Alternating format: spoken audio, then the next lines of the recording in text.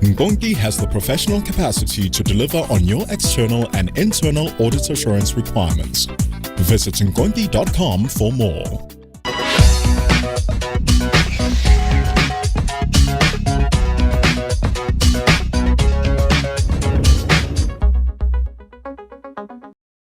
Welcome back. Mervyn King and I are talking about one of a company's most important intangible assets, and that's its reputation.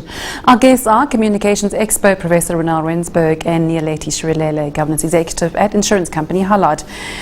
Okay, so let's get on to social media. How does a company manage the myriad channels of social media these days? My view is that I think you need to follow the social media. You need to be in there. You need to know what's going on. So you need to embrace it. At Hollard, we embrace Facebook, Twitter.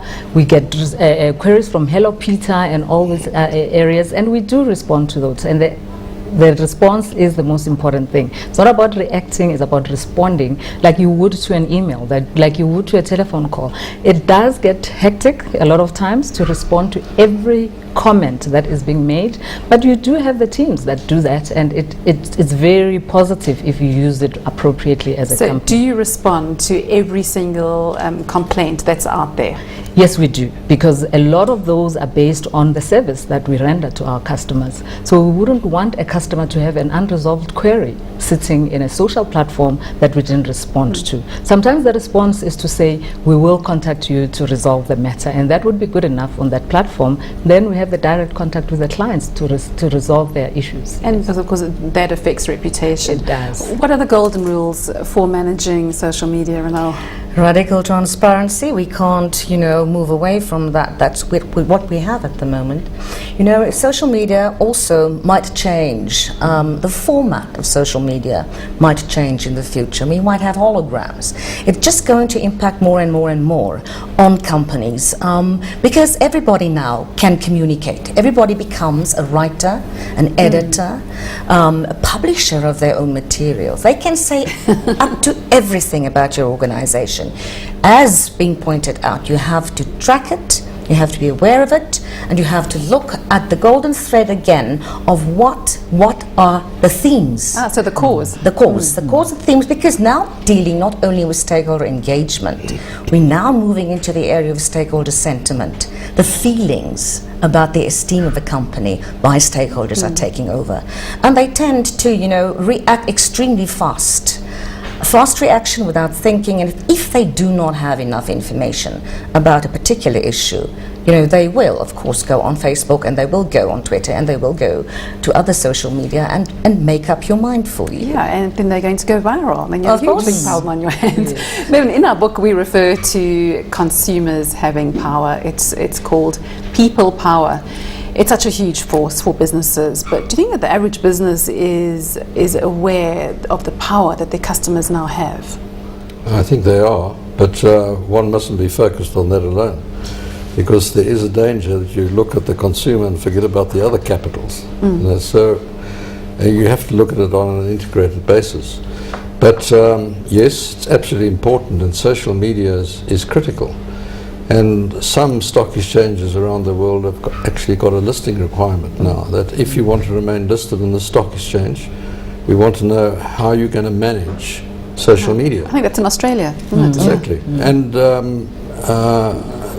I think it's a critical issue, because you can have a company listed on the stock exchange and there's a tweet, and people are trading, and the tweet is false. The share price drops and people are trading, and then the executive fixes it up in 2 hours and the price jumps again. So you have this volatility as a result of social media.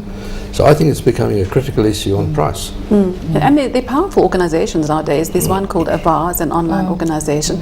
It takes an incredible 38 million people, just staggering as members. Can you imagine the messaging going around in that if it's anti your company? So let's talk about ethics and values. How do they impact on a company's reputation? Ronel? I always look at companies or ask by corporate people to say, well, how would we define our mission, our vision, and our objectives to reach these? And then you look at companies' corporate visions and missions, and they all say exactly the same. You know, we want to be like this. We aspire to be like this. But the fact is, if you have a shared value system, and you stick to those shared value systems. I know of companies with 3 great values, and that becomes their mission, the vision statement, how the cement between the relationships of corporate leaders and stakeholders are being built, and that values, or those values, are extremely important to trickle through the company, and that should be, of course, part and parcel of the communication with all stakeholders. Practically, Nkonki, how do you get those values to trickle through the company? It's in behavior. The behavior of the leadership is very important. So you can have the best ethics policy, you can have the best values that are well articulated, but unless the leadership through the board and the executives behave in a way that demonstrates exactly those values and the ethical behavior, you won't get it right. That is how it trickles through down to the organization. So Mervyn, I know what you're going to say. You're going to say tone at the top. No, I'm not going to say that. I'm just thinking that they're value drivers and value creations. And they're 2 different issues. And what we're talking about here is actually a value driver. And if you take, for example, a parcel and document delivery service, if you're not reliable in doing that, you're not going to have a business. So reliability becomes a value driver in that business. Then we talk of ethics. You know, ethics is something, the way we've been brought up, and our own value system. And I know my colleague Dion Rousseau talks about a code of ethics. I prefer to call it a code of conduct. You know that when you come to the portals of King Limited, this is how you expect it to behave, and you actually spell it out. And then you make it not only aspirational, it must be operational. And how do you do that? You include it in the employment contracts. I've read the code of conduct. I agree it's a material term of my contract of employment. If I breach it, there could be a disciplinary inquiry leading to my dismissal. In the supply contract, supplier says, I acknowledge the code of conduct of King Limited, and it can be read as if contained herein. If I breach it, you're entitled to cancel as if there's a breach of a material term without my having any claim for damages. Now it's absolutely operational. And then you look, people talk about the culture of a company. I talk about the character of a company. It's something more tangible and definable. And I always ask, when I go as a consultant into companies, I ask them to write down, what do you think is the character of this company? Write it down and let's debate it. Because we all want to deal with people and companies that are have decent corporate integrity. citizens. Absolutely. It's the integrity. Yeah. It goes That are beyond. decent. It's integrity. So how does the actions how do the actions of employees outside of business hours, say in their home, how does that affect the reputation of the company? Does it? Well, it does. I remember I've been told in school, if you wear the school uniform, even outside of school hours, you are carrying with you the reputation of that company.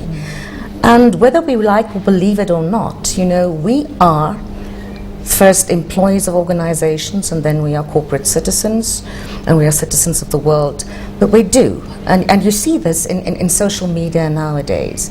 People, you know, saying that they are part and parcel of a company, and saying things on social media with severe implications. We all stakeholders inside of the company are bearers of the reputation of that company. But is it fair to sort of be governing the actions of your employees outside of working hours? Leigh, I wouldn't call it governing. I think it is about who walks into the work and say, I've left my personality by the turnstiles and now I'm becoming something else as an employee. You know, we're Facebook friends with our own companies, you know, so we've blurred that line of saying, because I think human nature takes over more than what we think can be in rules and in policies. So I don't think it's about governing, it's about relationships that you manage with your employees as human beings over and above them just being commodities that do things at your organization or that work in your organization. And isn't that exactly the point?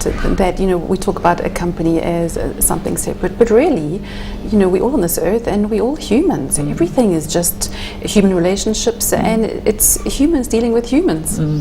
Well, if you look at a company as a person, it's an incapacitated, inanimate person. Can't function at all without the individual. And the individual, the director, becomes the heart, mind and soul of the company. It's character. Yeah, exactly, exactly. And the company, having been registered, is incapacitated, inanimate. It's got no reputation. The directors and senior management create that reputation. Yes. So it's something absolutely critical. But you've got to appreciate the company is separate. It's a person, sovereign. But a company without its people can't operate. So it's probably a good reason why you actually have to have decent employees. Well, you need a level of decency. Yes. You need a decent code of conduct, which, you know, people understand quite clearly where they can go and where they cannot go. Quickly want to get onto corporate reporting. It does have an impact on reputation. Why is it important not just to greenwash your integrated report, but actually to have balanced reporting, Melody? I think this is where an organization has an opportunity to tell their truths. You know, where we spoke about integrity, we talk about honesty and transparency. And I think an integrated report is a great platform for once a year for an organization to tell their story in a balanced and honest and transparent way. And it's getting back to honesty. Ronald, you have the last word. Who in South Africa and internationally, which companies deserve respect for managing reputation well? You know, there are a number of companies overseas, across international companies from a global perspective, that you will see for the couple of years, from 2011 to 2013, has maintained good relationships with customers and stakeholders, but also good reputations, like Google, for example. South Africa, there's a number of them. I think the banks, some certain financial institutions, they're getting out of their rut. And Old Mutual, MTN, Pick and Pay, they at least deal and manage problems or crises and relationships when they need to be established. Reputation at the end of the day is what reputation does. On that note, thank you so much. And thank you for joining us. There'll be more on doing business in the 21st century in next week's show.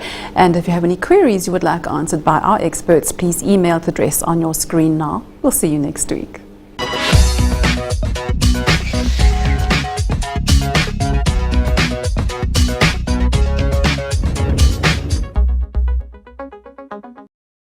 Now is the time for change.